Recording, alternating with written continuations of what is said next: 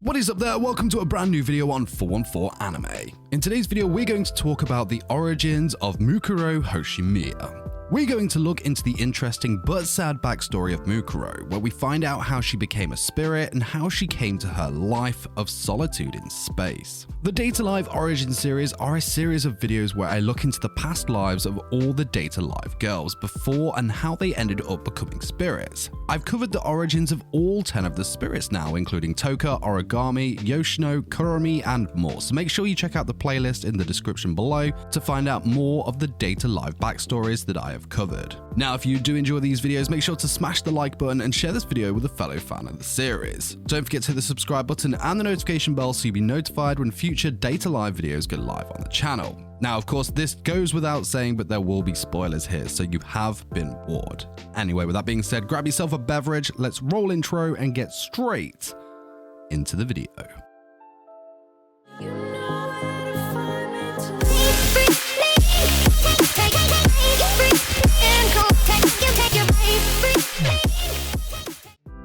Mukuro was a sad and lonely child who unfortunately had grown up without a family of her own.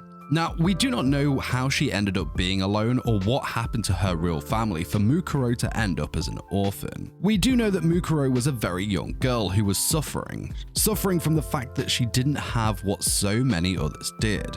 She considered those who were blessed with a loving family as special, and because she didn't have that, she was not special herself and decided to live her life at the orphanage in solitude. She kept herself to herself and was lost in her own thoughts, maybe praying for the day that she may one day become special too. Luckily for Mukuro, that day did come. She was adopted by a couple who wanted another child. The couple already had an older daughter, and the three of them became a family to Mukuro, who had wanted nothing more than to feel special and loved by her very own family. Mukuro was the happiest she had ever been. She felt the love and warmth of a family she thought she'd never have, and lived in a blissful state for quite a while. She particularly loved her adopted older sister named Asahi.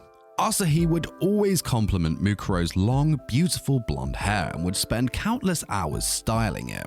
The two would spend hours stargazing together, and Asahi would tell Mukuro of the lore of each of the constellations. Life was the best it could ever have been for Mukuro. She lived a happiness that almost felt as if it were a dream to her. Mukuro finally felt blessed with the feeling of being special. However, things were about to take a turn. One day, Mukuro was with Asahi at Tengu Tower with a friend that Asahi had brought along. The friend commented that Mukuro needed to cut her hair. Asahi agreed with her friend, and this hurt Mukuro deeply. Now, this could be down to Mukuro's mental state and her life prior to the adoption, but she took this really bad. Asahi had always praised her golden hair, and by agreeing with her friend, Mukuro believed that Asahi loved her friend more than Mukuro herself. This is very possessive behavior on display here, but for a girl like Mukuro, who had always craved a family of her own, the love and warmth of those around her that made the young girl feel special meant that she was always going to cling on and latch to those that would have given her that attention. Mukuro herself started to go into a panic. The thought that Asahi had turned against her and saw what she thought as a flaw against her was just too unbearable.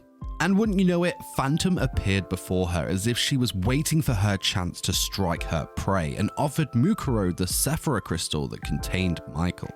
Mukuro gladly accepted this new power and locked the memories of everyone that was close to the family so that they would love Mukuro and only Mukuro. These actions did not go to plan, however, and the situation turned out worse than Mukuro could ever have imagined. Instead of loving and devoting themselves to her alone, the family started to rebel and in their anger retaliated at how terrified they had become of this mysterious power that Mukuro had obtained. Mukuro again panicked. Instead of gaining the love of her family, she was in fact losing them. The warm feelings of love and being special were slipping through her grasp, and she became terrified that she was going to be all alone again.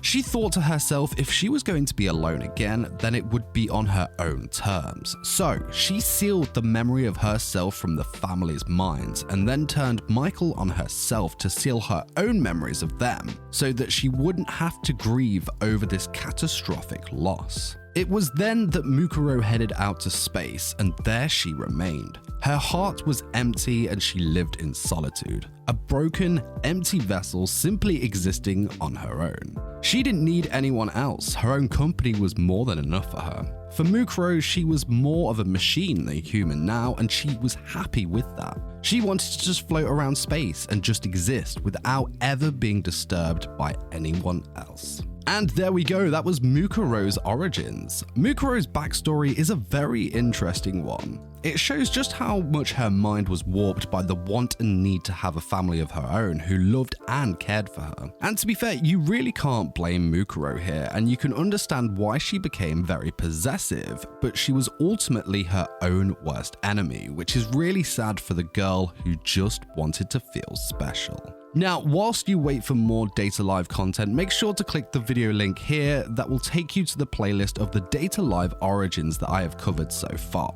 Until then, I'll see you soon. Peace!